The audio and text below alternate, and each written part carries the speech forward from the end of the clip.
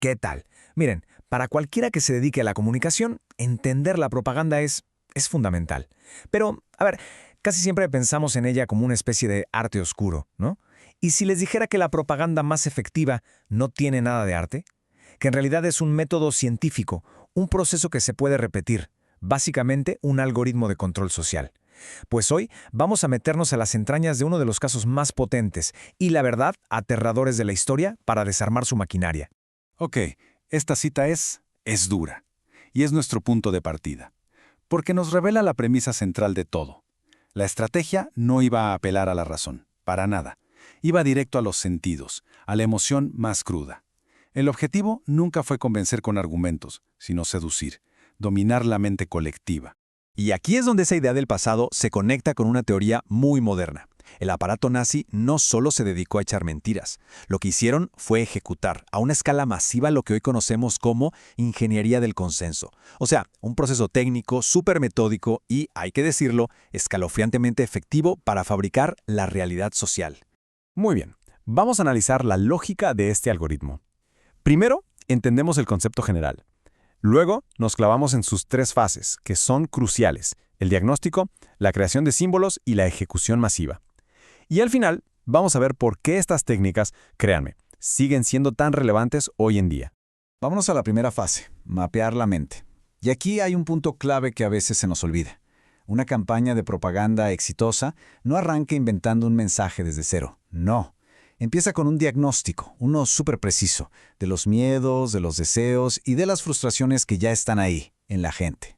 Y bueno, el diagnóstico de la Alemania de la posguerra, ¿qué reveló? Pues una sociedad completamente fracturada. Había un sentimiento de humillación terrible, una crisis económica que estaba devastando todo y, sobre todo, una necesidad casi primal de encontrar un culpable de tanto sufrimiento y, claro, un líder que prometiera la salvación. La propaganda nazi no inventó estos sentimientos, los encontró, los midió y construyó toda su estrategia sobre ellos. Así que el diagnóstico final vino a confirmar la cita del principio. La estrategia no debía basarse en argumentos lógicos y complejos, sino en un espectáculo para los sentidos, una avalancha de emociones y la imagen de una autoridad que no se podía cuestionar. La lógica, pues, era irrelevante. La sensación lo era absolutamente todo. Perfecto. Ahora pasemos a la segunda fase. Una vez que ya tienes el diagnóstico psicológico, el siguiente paso es destilar toda esa ansiedad, todos esos anhelos en símbolos y en narrativas que sean extremadamente simples pero increíblemente potentes. Esto se logra con una regla que el teórico Jean-Marie Domenach llamó la regla de simplificación y del enemigo único. Es básicamente un algoritmo de 3 pasos. Primero, agarras problemas súper complejos como la inflación o el desempleo y los reduces a una sola causa. Segundo, le pones cara a esa causa, un enemigo de carne y hueso. Y tercero, martillas esa asociación una y otra vez hasta que se vuelve un reflejo condicionado en la gente.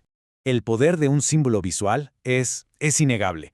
La esvástica es el ejemplo perfecto de cómo se condensa una ideología. En un solo gráfico comunicaba poder, identidad, un supuesto destino glorioso.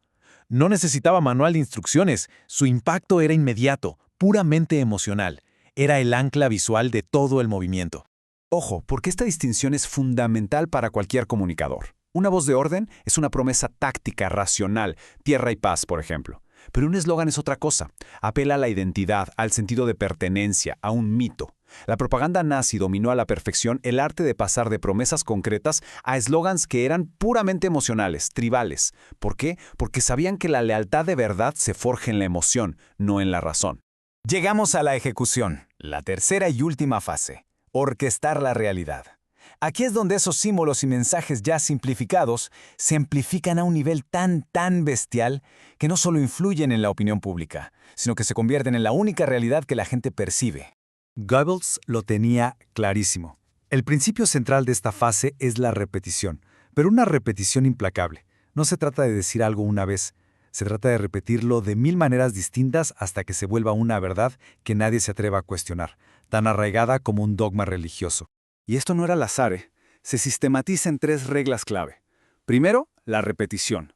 El mismo mensaje una y otra vez, pero en formatos distintos para que no canse.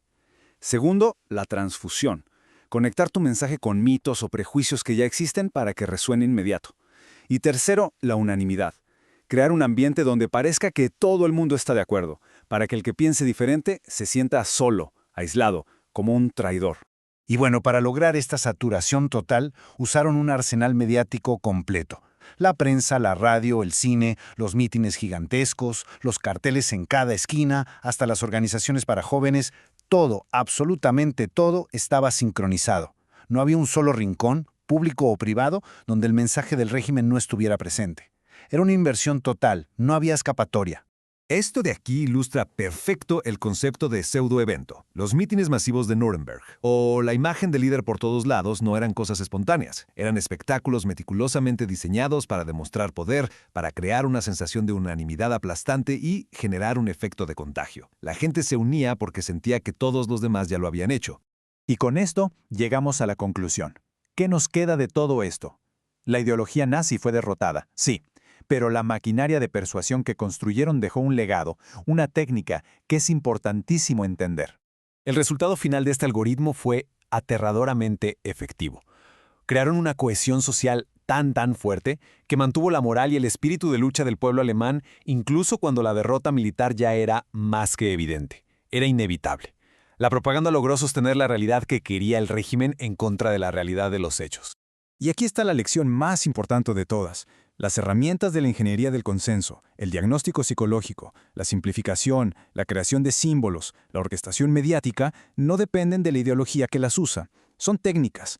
Y como cualquier técnica, pueden ser, y de hecho, son usadas hoy para vender productos, para posicionar candidatos o incluso para justificar guerras. Cerramos con una pregunta para que se quede ahí rebotando. Las herramientas han cambiado, claro. Ahora son mucho más sofisticadas, más personales.